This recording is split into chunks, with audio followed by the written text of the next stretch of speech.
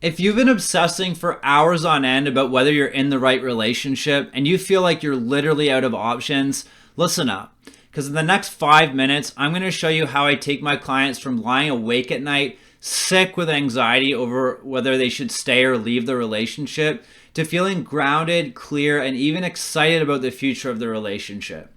And if you drop me a line below, I'll actually send you a step-by-step process that I use for my clients for free, which you can start using right away. It's a framework adapted into a writing practice that allows you to actually understand and heal relationship OCD from the root.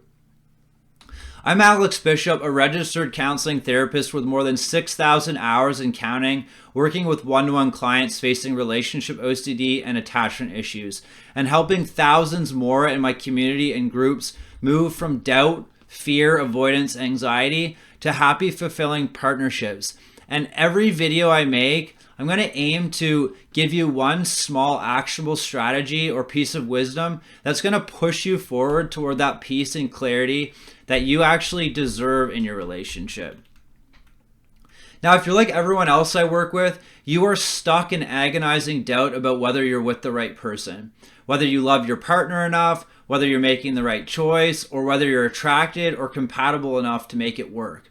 You go down rabbit holes that leave you feeling emotionally exhausted, numb, or on the brink of leaving, only to feel terrified of losing them a moment later.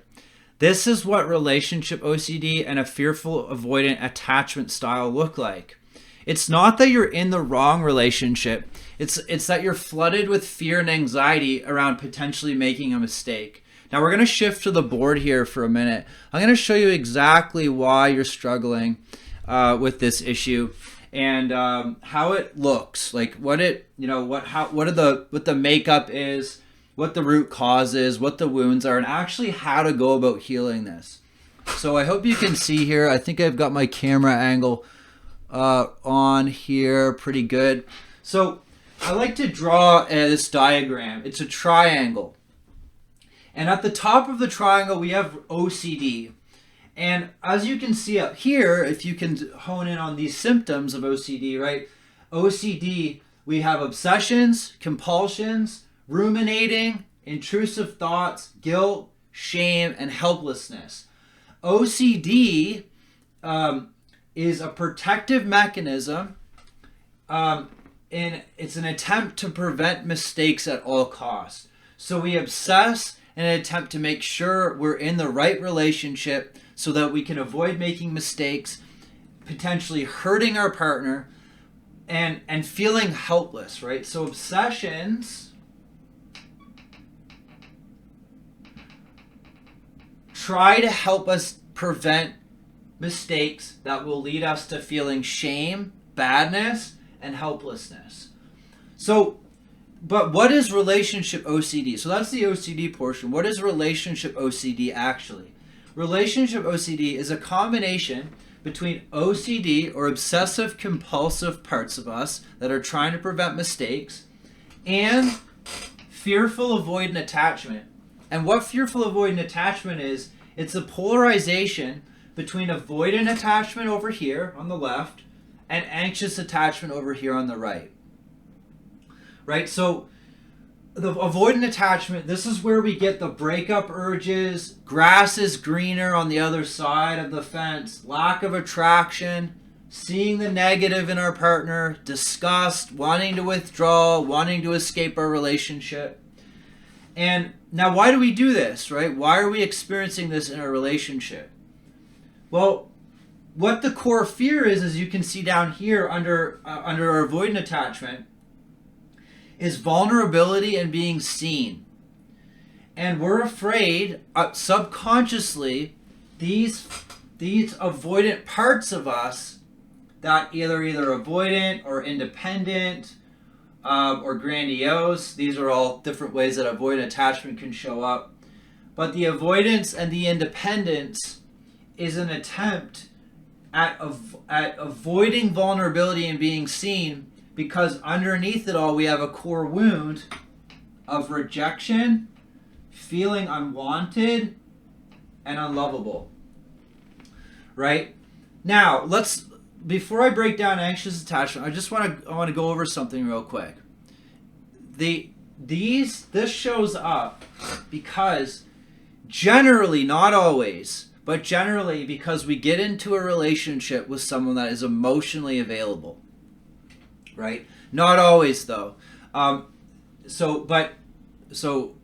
avoidant attachment tends to show up when we get into a relationship with someone who's emotionally available. They want to get close to us. They want to see us. They want to know us. This freaks these avoidant parts out. We start to feel breakup urges, grass is greener, all this stuff. So guess what happens? Because we have these parts that are terrified of making mistakes, this triggers this. And this triggers the obsessive and compulsive cycle. Obsessions are trying to figure out whether we're not in the right relationship to solve this problem of why we're feeling avoidant. Compulsions step in when the shame and anxiety get activated to reduce the shame and anxiety through compulsions, reassurance seeking, etc. But not only that, if we flip over to the other side of this fearful avoidant attachment spectrum, this is where we get our fears of loss. And these avoidant parts activate our fear of loss, right? So anxious attachment is where we cling, we try to save our relationship, we get preoccupied with our relationship. And underneath this, there's a core wound of abandonment and not feeling good enough, right? So we get this lovely little triangle, right, where we get caught in all of these different systems, right? 3 main systems.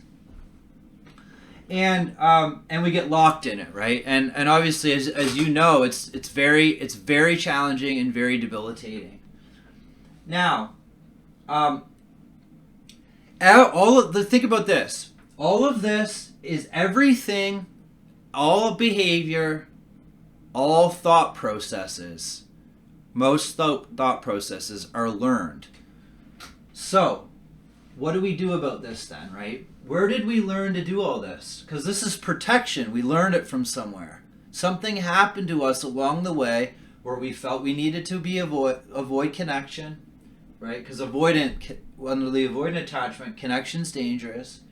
Where we learned that mistakes were dangerous, and where we learned that feeling alone or loss was really overwhelming, right? So what do we do about all this, right? Most of us, let me move the camera down for a second.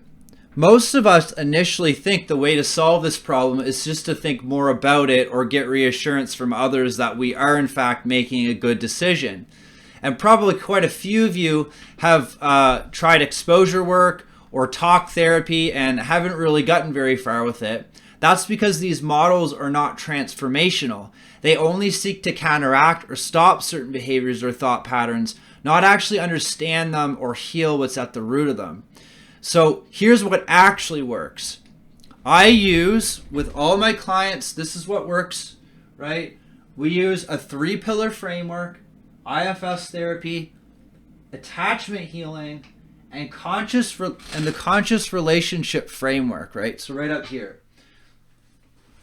And what it is that IFS therapy gives us a map of our inner system, of our different parts of us that are all showing up, and it allows us to heal these core wounds underneath. And these core wounds are held by our inner children, right?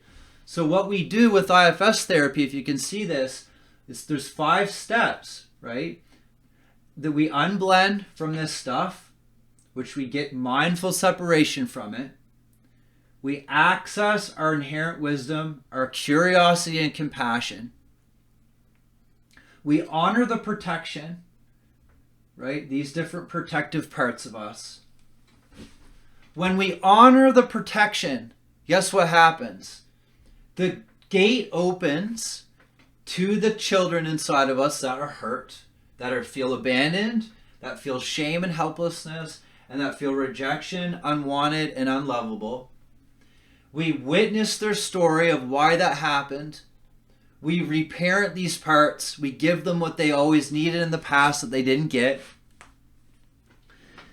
When we do that, we help them release the pain that they've taken on. So what happens is the abandonment leaves, feeling not good enough leaves, rejection, unwanted leaves, shame, helplessness gets unloaded from our system. Because of that, the protection is no longer needed to guard those vulnerable feelings. And then we access peace, love, and wholeness. Right? And what I also do is the three pillar framework is all laid over each other, because the attachment healing helps us describe this, right? Helps us describe the avoidant and anxious. The conscious relationship framework allows us to see our relationship as a vehicle for personal and spiritual growth. And realize our secure, right here, our secure, healthy, individuated selves, right? So, I've laid all this out in I think it's 11 or 12 pages of a step-by-step framework that I've adapted into a writing practice that you can actually start to use on your own. I will send that to you for free. Just drop a line below, right? And you will actually be able to utilize everything that you learn here and more. It will break everything down into more detail so that you can actually start to do this right now. You can start to do this approach right now. So I really hope this was helpful. And if you have any questions, you can leave a comment, or you can send me a DM, and I will do my best to get back to you promptly and give you a hand with everything. So thanks so much for watching.